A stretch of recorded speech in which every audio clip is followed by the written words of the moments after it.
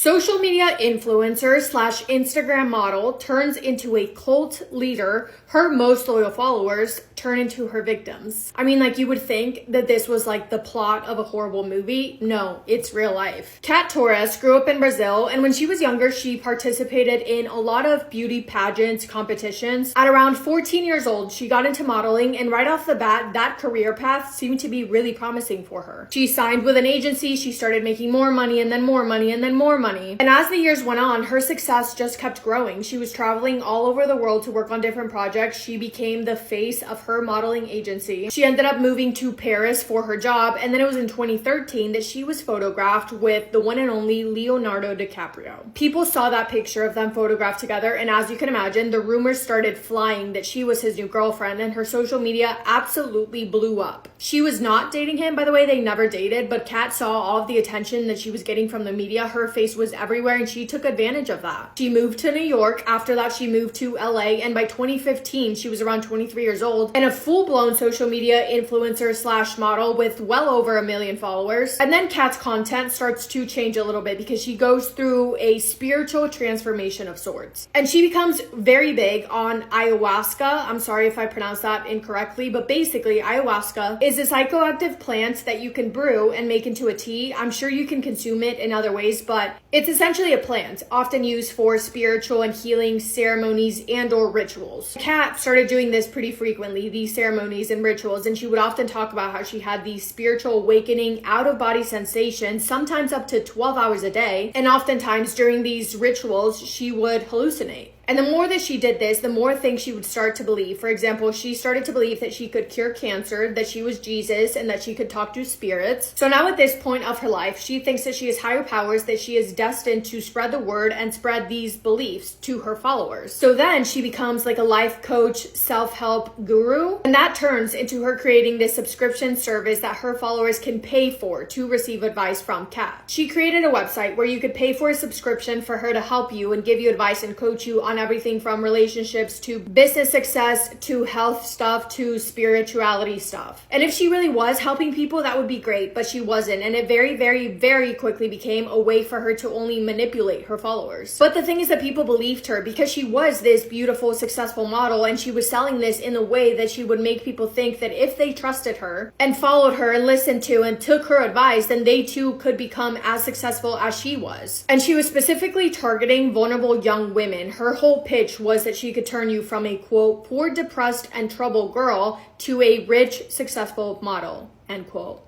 Now we get to 2019, Kat is in her late 20s and she decides now is the time for her to get a personal assistant. She turns to social media and makes a post about this, encouraging her followers to apply, which is when she hires a girl named Anna to become her live-in assistant. Anna, like Kat, was also from Brazil, and she first stumbled across her social media pages in 2017. She saw her as an inspiration and she looked up to her. Because Anna had a difficult upbringing, she had been in toxic relationships, she held a lot of trauma from her childhood, and she felt quite vulnerable. But when she saw Kat's social media, she kind of saw herself in her. She remembers thinking, quote, she kind of resembled Hope for me. She seemed like she had overcome violence in her childhood, all of these traumatic experiences, end quote. And apart from thinking highly of Kat, Anna also respected her, and most importantly, she believed everything that she saw on social media because Kat was seen hanging out with celebrities. She was seen on magazine covers. It is so easy to believe that you would look at Kat and think that she was a credible person with good intentions. So Kat hires Anna. Anna moves to New York to live with Kat, and when she gets there, she is shocked, and not in a good way. Kat's life at home was nothing like she made it out to be on social media. Her house was a disaster. It looked like nobody had cleaned for months. There were piles of stuff everywhere, dirty dishes. It looked like Kat was a borderline hoarder. It was so bad, but Kat now had Anna, so who was going to take care of doing everything in the house, of doing every single chore? Well, Anna was. Anna was expected to not only be her quote-unquote assistant, but to basically be at Kat's beck and call for anything and everything. She also was not given her own room or bed to sleep in. Anna had to sleep on a couch. And the thing about that is that Kat had 8 animals that she did not let go outside to use the bathroom. So the couch that Anna slept in covered in cat urine. For 3 months, Kat demanded that Anna be glued to her side at all times, every day, in every single situation. So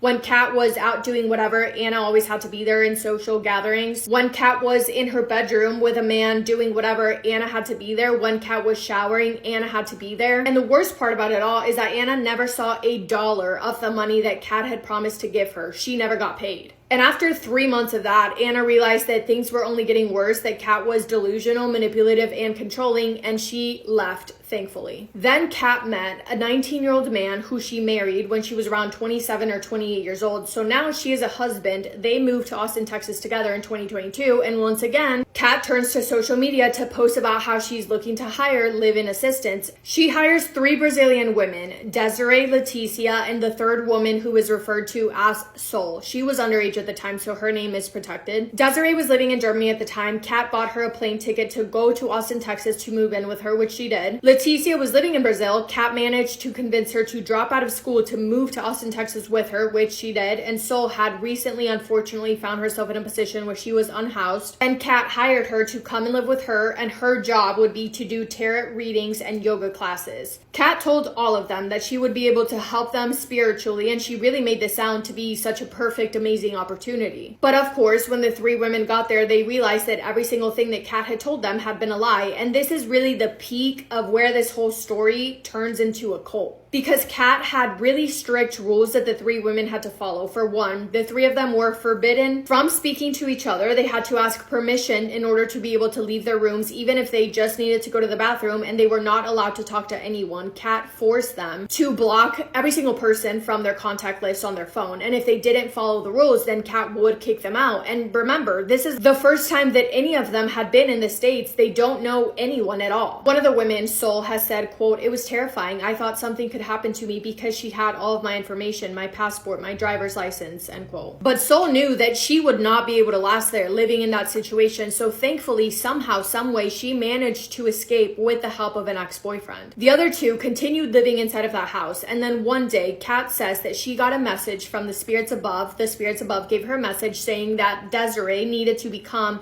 an adult dancer at an adult club. She tells Desiree this. She tells her that she has to do it. And not only that, but every single cent that she earns, she has to turn around and give it to Kat. If she didn't agree to it, Kat told her that she would have to pay her back for money that she owed her, money from her flight from Germany to Texas, for the bedroom that she was living in, for the furniture that she used, and even for the witchcraft ceremonies that Kat performed on her. Desiree doesn't know what to do. She doesn't have any money to pay Kat for anything. She's also in the States by herself in this country where she does not know anyone. So she agrees, and she gets a job working at this adult club, working 7 nights out of the week for very, very long hours. And Kat took every single dollar that she earned. But of course, that wasn't enough for Kat. And sooner than later, she tells both women that they have to become escorts. She signs them up on escort websites, creating profiles for them and giving them daily quotas that they had to meet. Kat told Desiree and Leticia that if they did not make $3,000 a day, she would not let them inside of the house that night. One of them has said that there were several different times where she had to sleep outside because she was unable to make and bring home $3,000 for the day.